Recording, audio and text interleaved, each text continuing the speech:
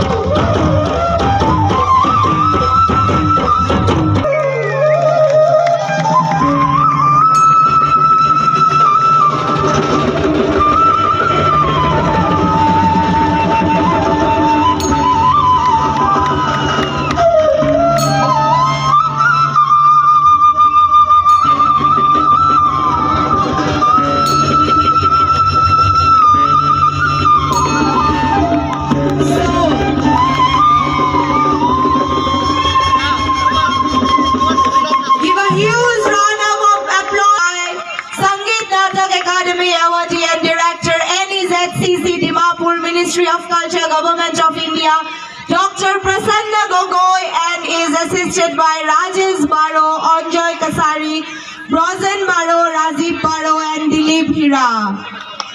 This is how our beautiful, colorful India looks like. All the special guests to come on the stage. Of Handloom and Textile, Government of Assam, Sri Urkha Gaura Brahmasar to give a incredible. और समारोह में भाग लिया है।